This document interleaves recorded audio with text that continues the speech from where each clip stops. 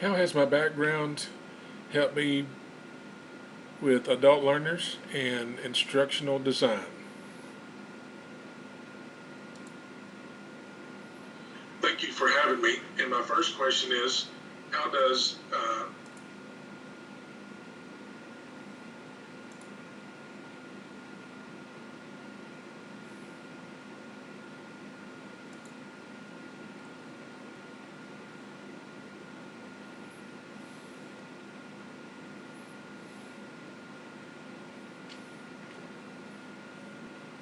my first question is, how does my background prepare me to work with adult learners and instructional design?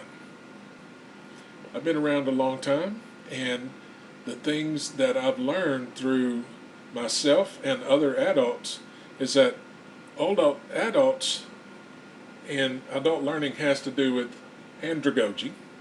It's the science of teaching or helping adults learn.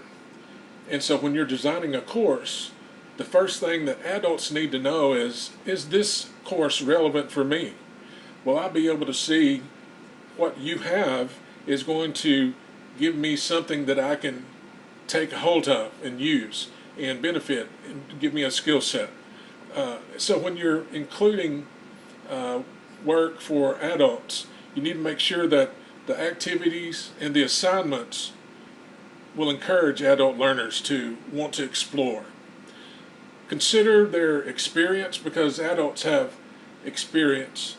And so, like the good constructivist, you want to know how to scaffold that experience, help them grow with that experience. And that's what you include in your deliverables. Make sure you take notice of that. And last, you want to offer immediate feedback to your adult learners when they have a question. It doesn't matter what. Get back and get that information to them quickly when they may be flustered or have a question based on the course that they're taking. It doesn't matter. You want to get back to them as soon as possible, and I say immediately. And so understanding these things makes all the difference in the world for their learning processes. Whether they learn kinesthetically, hands-on, whether they learn audibly, where they are wanting to listen or hear it taught to them, or the main thing is, don't bring about cognitive overload. Don't make your courses so long that they won't be able to enjoy what they're learning. Thank you.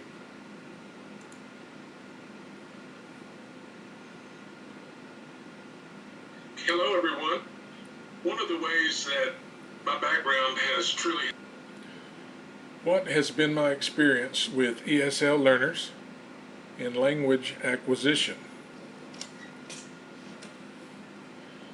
Some of the things that I know about ESL and learning acquisition is that the important thing is creating a community that is comfortable and accessible for your students, because the key parts of this is you want them to be as comfortable as possible so that they can learn. If their stress levels are out of this world and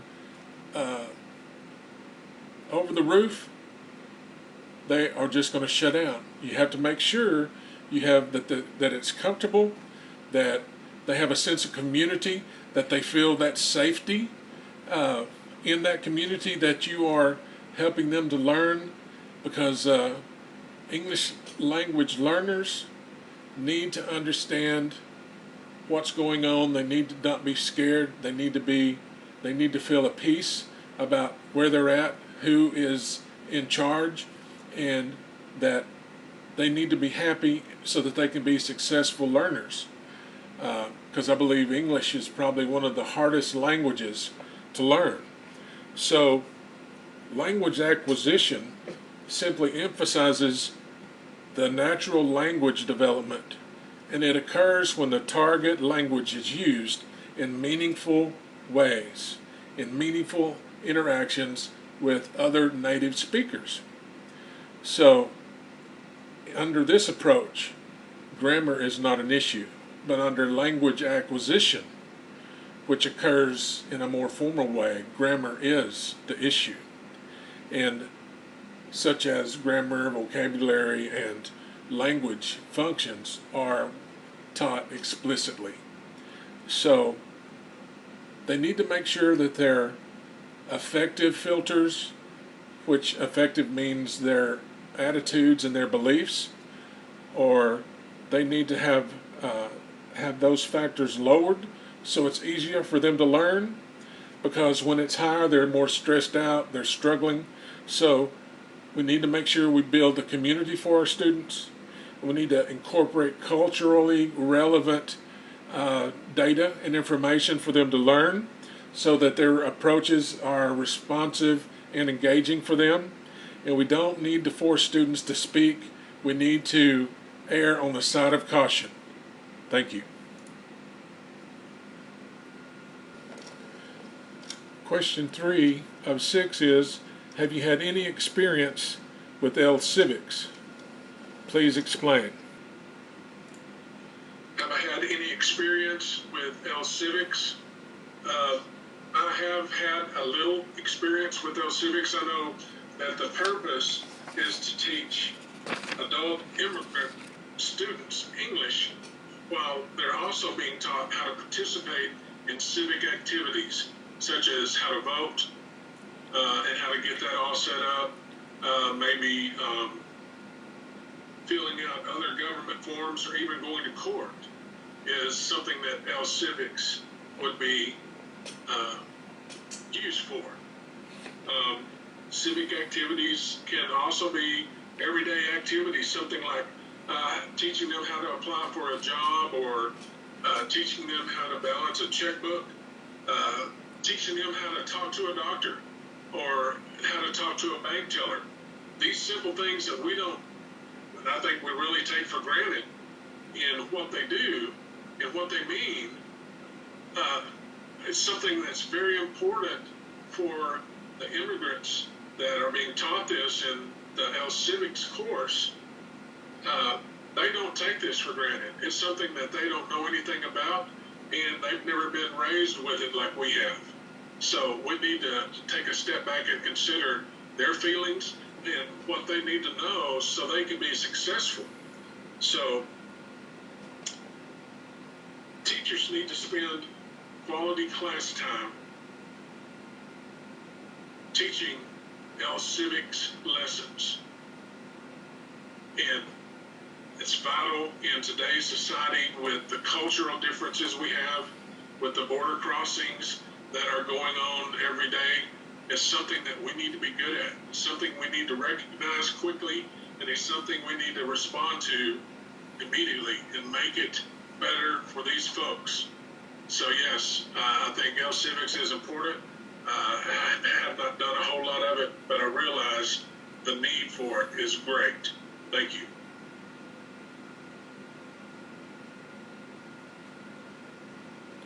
Question number 4. How do adult non-traditional learners differ from traditional students? What are some ways to encourage and motivate learners? How do adult non-traditional learners differ from traditional students? What are some ways to encourage and motivate learners to persist?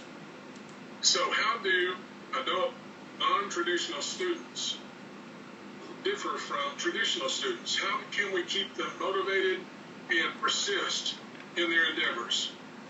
First of all, normally you would see a traditional student as a recent high school graduate who goes right into college, and normally you see them, the parents having them take care of the paperwork, such as the FAFSA scholarships if they get them, or normally the parents would be able to fund their college education for their own child. You don't see that anymore. You have so many homes that both parents are having to work just to make ends meet. If they can even do that, some have more and more jobs in order to do that. How can we help these kids? Non-traditional students are usually over age 24. They're probably working on their GED. They have kids at home and families they're trying to raise. They're just struggling. And a lot of them are first generation students. What can we do to help? Well, my answer is, and I believe, first of all, digital curriculum, online courses is a godsend. You have the ability as a learner to choose your classes. It helps you with your pace of your courses and getting successful in this endeavor. You learn how to set goals. You learn how to not procrastinate. You learn how to stay motivated. All these different things because you have anytime, anywhere capability to study and get your work done. And this is such a blessing to so many of these students. The student nowadays has to work. The student normally has to care for some of their own siblings or their parents or their own kids. The students today need to learn more concepts and skills for their jobs so they can get promotions that they normally have not ever been able to do before. So how can we help with online? What kind of professor is good? What kind of habits do they have? First of all, we should always help students set goals for their course that they're taking. Students need to know that we care about them. And once we build that relationship with them, we can help them with their degree plans. We can help them with their work problems, with their family problems, because they will trust us. They will have that security, and they will want to come to us. Because nowadays, we need to be the counselor. We need to be the mentor. We need to show them that we care about their success. Thank you.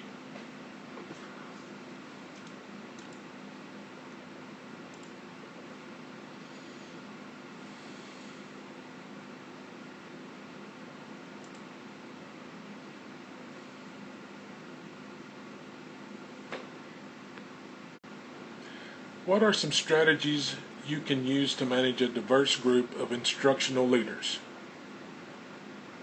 So, what are some strategies that one could use to manage a diverse group of instructional leaders? Well, I think it's really easy just to say, well, we should improve instructional leadership. I think that's just silly because you can say that for anything else for that matter. What's important? That's streamline expectations and eliminate ineffective practices. We need to stop the dog and pony show, and we need to make assessments important. We need to stop these rituals of announcing certain things are about to happen, and let's make assessments more important. We need to improve our feedback, as I said before. We need to have immediate feedback to not only our students, but to instructional leaders as well. Timely feedback is so essential. We also need to be a scholar. If we're not one already, we need to study, get books that will help us become better instructional leaders. We need to be an example. We need to model instructional leadership for instructional leaders. If we aren't doing it, we shouldn't have anyone else do it as someone who is critical or someone who's trying to make someone do something because they're the boss.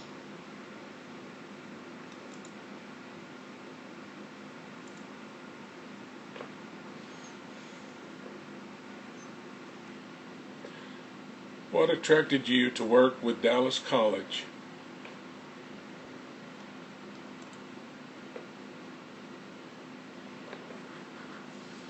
So what attracted me to want to work with Dallas College? First of all, your mission, which says you want to transform lives and communities in higher education. I love that mission. Then I love the principle of universal design. How does that make me happy about being at Dallas College? What are these principles? Equitable use. It provides the same means of use for all users. Identical whenever possible, equivalent when it's not. Flexibility in its use.